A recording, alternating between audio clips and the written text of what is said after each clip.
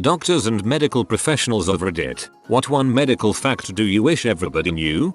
Your immune system is one of the greatest assets you have and you never thank it. In your life, your body will autonomously eradicate between 6-10 cancers without your realizing. It will fight your infections, repair micro-traumas and police the entire population of billions of cells in your body without your asking. All it requests in return is a little bit of health to preserve it. Stop smoking, lose weight, maybe exercise a little, don't drink so much. Your diet is so much more important that you realize. If you want to keep hands, fingers, upper limbs intact, do not punch a wall, car door guy in the face, brick, etc. You will end up with a boxer's fracture or a break of your fifth metacarpal bone. Most of the time everyone will know you were drunk when it happened and it's not comfortable or fun. Do not reach into the chute of a running snowblower, even if it stopped because something is stuck in there. Do not attempt to fix your chain-driven garage door opener by putting your fingers in the track and asking your wife to hit the button. Do not reach into an auger at work trying to retrieve your safety glove that just fell in there. Do not hold on to something at work that winches rope. If you have a wound on your hand, fingers, arm, and it is using something that looks green, yellow, white, or pink, go to the doctor and have it looked at. You may save yourself from an amputation. Source: I'm an RN at an orthopedic surgery center. All of these things have happened numerous times. And yes, archaic as it seems, sometimes people have to get fingers or even hands amputated in this day and age because they ignored an infection. Nurse here. If you're an alcoholic that's admitted to the hospital, don't lie about how much you drink. There are drugs we can give you to take the edge off of withdrawals. It's safer for you and safer for us. We're not judging you. We have safety in mind. When I was on my pharmacy rotations, I remember a guy in the ICU for alcohol withdrawal. He was having such strong tremors that even benzodiazepines couldn't stop. He was there for a whole week. At that point, I promised myself not to have more than 2 beers at a time. Keep an eye on your weight. Rapid unintentional weight loss is often a sign something serious is up. Or gain. Was in the air last night. Overheard guy in front of me that he gained around 30 pounds in 2 weeks and could no longer walk. Based off his swollen abdomen and wet lungs, I thought he was in congestive heart failure. He was roomed near me and it turns out that's exactly what he has. If your kid has a fever and you give them Tylenol or ibuprofen to bring it down, they are still freaking sick. You're only treating symptoms temporarily, not curing anything. For the love of everything holy, do not give them Tylenol and send them to school, daycare, sports, birthday parties, etc. to become patient zero and infect everyone else. I think there's a phenomenon for this, the 11 o'clock spike, which is when the meds wear off and the kid is feverish, and then the mom is pee when you call her to come get the kid. Doctor here. Most important rule, know your own history and drugs. Our EMRs are too inefficient to depend on, especially if you've been to many different institutions. Yes, it's in the computer is not enough, and even if you are in the same town at a different health system and we can see some of your data from your usual doc, EMRs are still pretty bad at talking to each other. If you have tons of meds, make a list. Also, when you get asked about if you have any medical problems, diabetes and high blood pressure count, not just cancer and heart attacks. It's significantly more effective to prevent cancer than it is to treat it, but the world isn't interested because most people just want a pill to fix their problems. Don't smoke, wear sunscreen, don't drink excessively, get a bit of exercise and eat some goddamn vegetables. Do those and bam, huge drop in cancer risk, but nobody wants to hear it. The pregnancy test you get in the ear is no different from the one at the store and equally accurate. Viral infections cannot be treated with antibiotics. But that placebomycin though.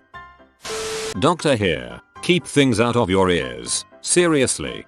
Safety professional here. This does not apply to earplugs in loud environments. If exercise were a pill, it would be the most prescribed drug in existence. While elective brain surgery doesn't test that great, it still tests better than dieting and exercise. Better off, Ted. Volunteer ship crew member here. When you suspect whoever is lying down is not breathing by themselves, begin CPR immediately and do not stop until medical professional arrives, even if this means that you have to go on for several hours. We do not perform CPR to have the patient miraculously wake up and make out with us. We do this to sustain the most vital bodily function, the circulation of oxygen to the brain, until we can get that person to a hospital. Stay at home with norovirus. Call and ask for advice. Don't come in and infect a bunch of possibly already ill people. Mental illness can be as serious as a physical one. Get treated. You wouldn't let a broken leg go. Bipolar disorder made me lose months of my life I do not remember and made me almost kill myself. Talk to your doctors if you're not feeling okay. Dentist here. Just because a toothache goes away doesn't mean it's all better. Many times it's the calm before the abscess. It goes from dying to dead to abscessed in as fast as a day or sooner. Drug allergies and side effects are not the same thing. It makes you look like a crazy person when you have 20 allergies and 19 of the reactions are nausea. Epinephrine makes my heart race. Yes, that's part of how it works. 1. Reverse cowgirl may be a fun position for you, but please be careful, girls. 2. Blood in your pee when not associated with pain and fever is something you need to get checked out. 3. Get that new ugly mole checked, especially if it is painful or bleeds spontaneously. 4. Boys, if you notice some irregularity growth in your balls, please get it checked early. If your ball is the size of a grapefruit, ignoring it will not make it go away. It will just increase the risk of worse news than that you were fearing. It is much better to be labeled a worried well than the alternative. If we are stressed or rushed for time, it's not personal, it's the system. We may not always say it, but we are grateful for those who take responsibility for their health. The human rectum is nightmarishly elastic. Go on.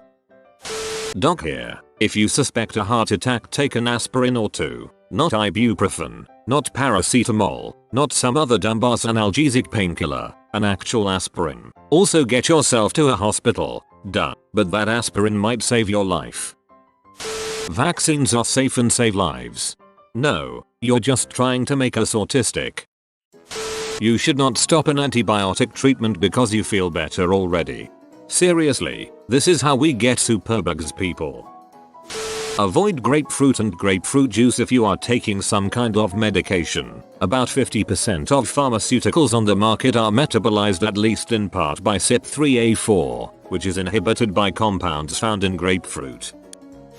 A doc here. Medical fact: emergency means potential loss of life, limb, or eyesight. It does not mean inconvenience, irritation, or chronic condition. Your sore throat evaluation in the ED is gonna cost you $1,000. Go to an urgent care. Just don't lie to us. We don't judge you because your poop is smelly or you like to put things up there. Remember always, we've seen something far worse than the gerbil up your butt. Oh, and don't freaking drink and drive. Some new updates because no one learns. I work in a burn unit. Don't put accelerants on a camp bonfire. Don't go back into a burning house, vehicle, airplane. Don't put accelerants on bonfires. This includes aerosol cans of stuff. Those blow up. Don't make them unless you have an advanced degree in the field. Don't put accelerants on bonfires, even if it just won't light. Don't let your pod handles hang over the edge of the stove where your kid can reach. Don't put accelerants on bonfires, even if you've been doing it for years. Don't pick up containers of flaming grease and oil. Don't put accelerants on bonfires. Diesel is an accelerant. Don't keep electric cigarettes in your pocket. If you wear oxygen, don't smoke with it on in your lap. Don't burn trash. You don't know what the frick's in there. Probably accelerants. Stop opening your radiator cap unless the car is cold. Carburetor injuries are common. I don't know how it happens. Help me out, car people. Don't put accelerants on your goddamn fire. Know the signs of a heart attack and stroke and don't tough it out. These are time sensitive and potentially deadly events. Paramedic here. Super frustrating when I get a patient who didn't call early enough and because of that they can't get life-saving treatment or the damage is already done. It sucks when you have anxiety. The symptoms of a panic attack are awfully similar to a heart attack. I don't have the money to visit the ER every time, so I admit to ignoring it. Some of my symptoms last for days.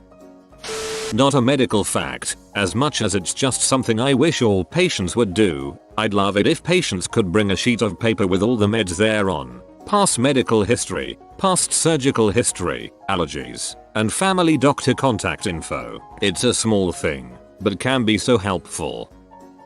Nurse and midwife here. I wish people understood that if they are receiving treatment for a condition, they still have that condition. Case in point, if you're taking medication for something, you aren't suddenly free of that disease. Your blood pressure meds are maintaining a normal blood pressure because you have the condition of high blood pressure. Your insulin is maintaining your blood sugars because you have diabetes. Sounds simple, but amazing how much people tell us they have no conditions but are on 1000 medications that tell a different story. I had one lady come into the ED with complaints of headaches. Stated that she'd been diagnosed with HIV 9 years prior. Hasn't taken any meds in the past 3 years because I'm undetectable, and that means the virus is barely there anymore. Ended up having giant abscesses in her brain that required neurosurgical intervention. Not a doctor, but something a doctor told me when the incident occurred. Girls, if you get excruciating cramps at the time of your period and it feels much worse than it actually is, go to a doctor. When I was 13, I had already been confirmed to having an ovarian cyst, and it made it very painful for me during my periods to the point where I had passed out from the pain of it once. However, at one point it felt much worse than it typically did, and I blew it off as being because of my period. It turned out my appendix was bursting. The doctor told me a lot of women blow off period cramps because doctors tend to do the same. Don't. It almost meant life or death for me. I used to get such bad PMS that I would be vomiting, cramps where I was curled up crying, bad mood swings, the works. The doctor told me the pain was normal and I would grow out of it. Frick you, doctor. Turns out what I was going through was not normal, and my new doctor is great. Vet tech. Your cat is probably obese. So many people free choice their cats because it's easier, or just way overfeed their cats because cats whine a lot. You're not doing your cat any favors. He is going to get diabetes. I'd guess that about 10% of cats I've seen are actually at a healthy weight. Get a good one toy and play with your cat every day, and for God's sake limit how much they eat. Also, treats are supposed to be less than 10% of your pet's caloric intake. Cool it with the treats. Sadly, a lot of children get the same treatment. Doctor here. Don't stop your medications by yourself. Just don't. No matter how good you feel. Patients stop antibiotics and relapse. So many resistant TB cases here. Stop taking insulin and come with DKA. Stop taking antihypertensives and get a stroke. Don't stop any drug unless cleared prior with your doctor. Most of the diseases can only be managed. They can't really be cured. If you have diabetes, get sugar levels tested at least once a month. Don't ignore it. Don't mix alcohol and antidepressants. Also, no matter how bad it is, we have seen worse. Don't be ashamed. Pull out doesn't mean she won't get pregnant. Precum has sperm too. Last, if you see anyone vomiting and lost conscious, turn them to their side. Less chances of it entering lungs.